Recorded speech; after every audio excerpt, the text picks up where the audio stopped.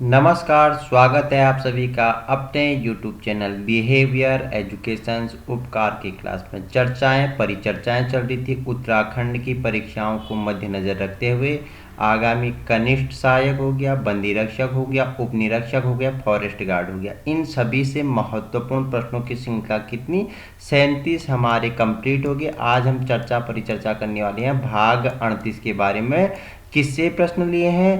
राजभाषा प्रोत्साहन पुरस्कार योजनाओं से संबंधित क्या है प्रश्न है। तो आइए परिचर्चा करते हैं। जुड़ जाइए एक सकारात्मक ऊर्जा के साथ, कॉपी कलम उठा लीजिए और मेरे साथ आपको नोट्स बनाते हुए चलना है।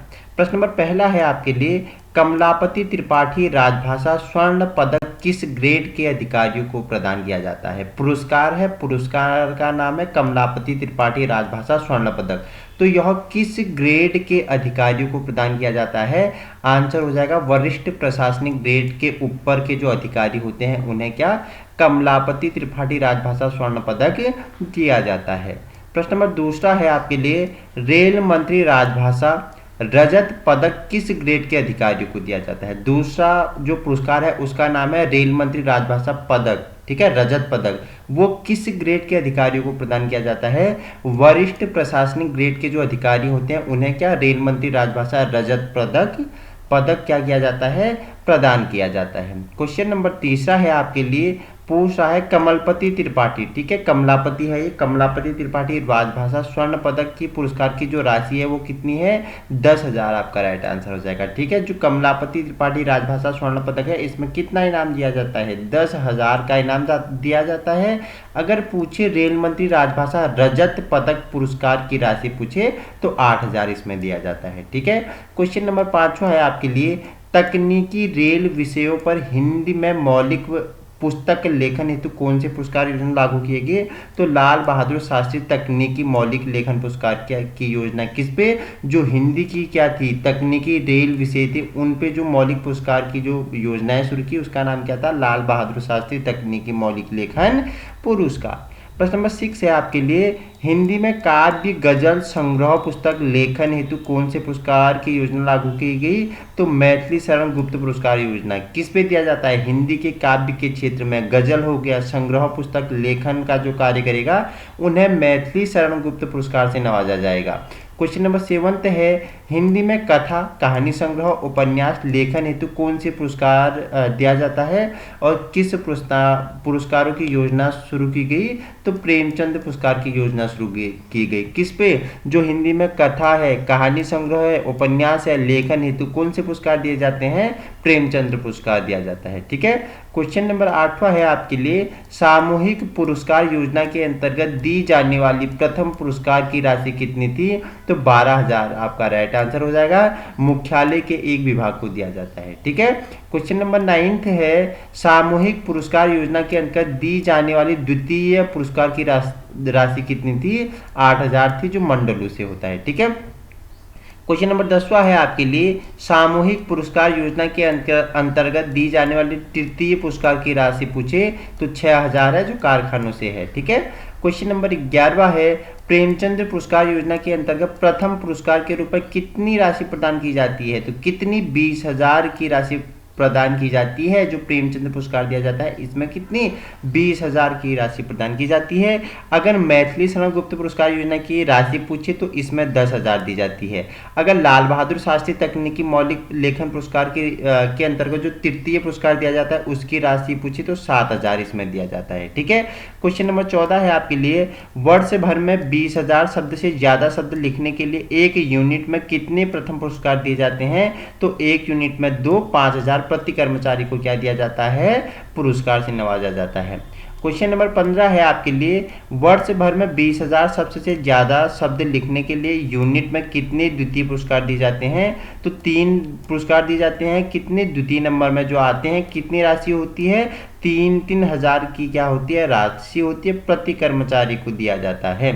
क्वेश्चन नंबर 16 है आपके लिए, वर्ष भर में पूछ रहा है 20,000 शब्द से ज़्यादा शब्द लिखने के लिए एक यूनिट में कितने तृतीय पुरस्कार दिए जाते हैं? तो 5 लोगों को दिया जाता है 2,000 प्रति कर्मचारी। ठीक है, प्रथम में पूछे तो 2 लोगों को दिया जाता है 5-5 हज़ार की राशि। अगर दूसरे में पूछे तो 3 लोगों को दिया जाता है 3-3 हज़ार की पुरस्कार की राशि होती है। अगर तृतीय यूनिट में पूछे तो 5 लोगों को दिया जाता है 2-2 हज़ार की राशि होती है।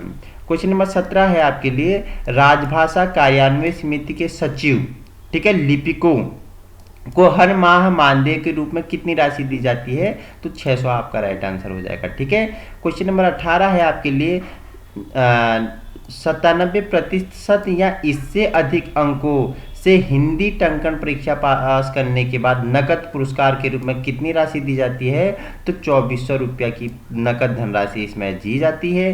क्वेश्चन नंबर 19 की बात करें तो 95% से अधिक परंतु 97% से कम अंकों में हिंदी टंकण परीक्षा में जो क्या अंक प्राप्त करने वाले को नकद पुरस्कार रूप में कितनी राशि दी जाती है? तो रुपया 1600 की राशि इसमें दी जाती है।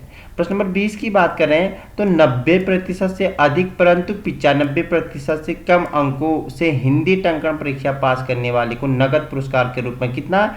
800 रुपये दिए जाते हैं। 70% में पूछे तो 1600 हो गया। 60 से अगर 70 के बीच पूछे, ठीक है, 60% से अधिक 70% से कम पूछे तो इसमें 800 की धनराशि दी जाती है।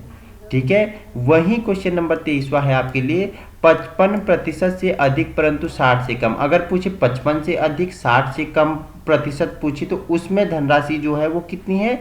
400 रुपये की धनराशि है। 70% या इससे अधिक अंकों में प्रवीण परीक्षा पास करने पर नकद पुरस्कार के रूप में कितना? 1800 की धनराशि इसमें दी जाती है।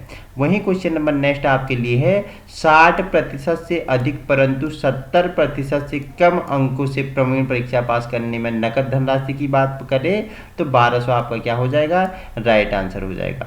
क्वेश्चन नंबर 26 है आपके लिए, 55% से अधिक परंतु 60% से कम अंकों से प्रवीण परीक्षा कम करने में नकद पुरस्कार की राशि पूछे तो 600 रुपया। 70% या इससे अधिक अंकों से राज्य परीक्षा पास करने की नकद पुरस्कार की राशि है 2400 रुपया। ठीक है, याद रखना ये पुरस्कार और धनराशि है जो उनको दिया जाता है। ठीक है, वही क्वेश्चन नंबर 28 है आपके लिए, 60% से अधिक परंतु 70 से कम पूछे, ठीक है, राज्य परीक्षा पास करने पर कितना रुपया दिया जाता है? 1600 रुपये की धनराशि दी जाती है। अगर पूछे 55% से अधिक परंतु 60 से कम पूछे तो इसमें 800 की धनराशि दी जाती है। 95% या इससे अधिक अंकों में हिंदी आशुलिपि परीक्षा पास करने पर नकद पुरस्कार कितना दिया जाता है? 2400 आपका क्या हो जाएगा? राइट आंसर हो जाएगा। क्वेश्चन नंबर नेक्स्ट है आपके लिए 31, पूछ रहा है 92% से अधिक परंतु 95% से कम अंकों में हिंदी आशुलिपि परीक्षा पास करने पर जो पुरस्कार की धनराशि दी जाती है वो है आपकी 1600। ठीक है, कितने? 92 से अधिक 95 से कम। अगर पूछे 90% से अधिक परंतु 95% से कम अंकों में हिंदी आशुलिपि परीक्षा जो पास करते हैं उन्हें कितना पुरस्कार दिया जाता है? उन्हें 800 रुपया का पुरस्कार दिया जाता है। ठीक है, क्वेश्चन नंबर 33 है आपके लिए, निजी प्रयत्नों से प्रबोध परीक्षा पास करने में एक मुफ्त नकद पुरस्कार के रूप में कितनी राशि दी जाती है? 1600 आपका राइट आंसर हो जाएगा। वहीं अगर पूछे प्रवीण परीक्षा पास करने के लिए अगर नकद पुरस्कार पूछे एक मुफ्त कितनी दी जाती है तो उस पर 1500 दी जाती है। ठीक है, याद रखना। क्वेश्चन नंबर 35 है आपके लिए, निजी प्रयत्नों से प्राज्ञ परीक्षा पास करने में एक मुफ्त नकद पुरस्कार के रूप में कितनी राशि दी जाती है? 2400 आपका क्या हो जाएगा? राइट आंसर हो जाएगा। वहीं पूछ रहा है निजी प्रयत्नों से हिंदी आशुलिपि परीक्षा पास करने में एक मुफ्त नकद, अब आशुलिपि पूछ रहा है तो इसमें 3000 रुपया नकद धनराशि दी जाती है। क्वेश्चन नंबर नेक्स्ट है, ये पूछ रहा है निजी प्रयत्नों से हिंदी टंकण परीक्षा पास करने में एक मुफ्त कितना? 1600 हो गया। अगर रेल मंत्री हिंदी निबंध प्रतियोगिता में राजपत्रित और क्या पूछता है अराजपत्रित वर्ग को द्वितीय पुरस्कार के रूप में कितनी राशि प्रदान की जाती है? तो 4000 आपका क्या हो जाएगा? राइट आंसर हो जाएगा। क्वेश्चन नंबर नेक्स्ट है आपके लिए 39, रेल मंत्री हिंदी निबंध प्रतियोगिता में राजपत्रित अराजपत्रित वर्ग को प्रथम पुरस्कार के रूप में कितनी राशि दी जाती है? तो 6000 रुपये की नकद राशि दी जाती है। अगर उसके पूछे प्रथम पुरस्कार के रूप में अगर पूछे रेल यात्रा वृत्तांत में पूछे कितनी राशि दी जाती है तो वो कितनी है? 10,000 आपका राइट आंसर हो जाएगा। क्वेश्चन नंबर नेक्स्ट है आपके लिए 41 है कि पूछ रहा है रेल यात्रा वृत्तांत पुरस्कार योजना के अंतर्गत द्वितीय पुरस्कार के रूप में कितनी राशि प्रदान की जाती है, तो 8,000 आपका राइट आंसर हो जाएगा। क्वेश्चन नंबर 42 है आपके लिए रेल यात्रा वृत्तांत पुरस्कार योजना के अंतर्गत तृतीय पुरस्कार में कितनी राशि दी जाती है, तो क्वेश्चन नंबर आपके लिए 43 है पूछ रहा है अंशकालिक हिंदी पुस्तकाध्यक्ष को हिंदी पुस्तकालय चलाने हेतु प्रतिमाह कितने रुपए का मानदेय दिया जाता है, तो 1,000 रुपये का मानदेय दिया जाता है। किसे, जो अंशकालिक हिंदी पुस्तकालय को चलाते हैं उसका जो क्या होता है पुस्तकाध्यक्ष होता है, उसे प्रतिमाह 1,000 की पुरस्कार लिपि दी जाती है। ठीक है, क्वेश्चन नंबर अंतिम है 44 आपके लिए हिंदी आशुलिपि पास करने वाले गैर हिंदी भाषी आशुलिपि को कितना वैयक्तिक वेतन दिया जाता है, तो कितना दिया जाता है, वेतन वृद्धि के बराबर वैयक्तिक वेतन इन्हें दिया जाता है। तो हमने कितने 44 क्वेश्चंस किए हिंदी से संबंधित जो पुरस्कार हैं उनके बारे में कि किस पुरस्कार में कितनी राशि दी जाती है, आगामी सभी परीक्षाओं के लिए क्या होगा, महत्वपूर्ण होगा। इसी प्रकार की वीडियो पाने के लिए आप अपने यूट्यूब चैनल बिहेवियर एजुकेशन उपकार की क्लास को क्या कर सकते हो, विजिट कर सकते हो। Thank you so much.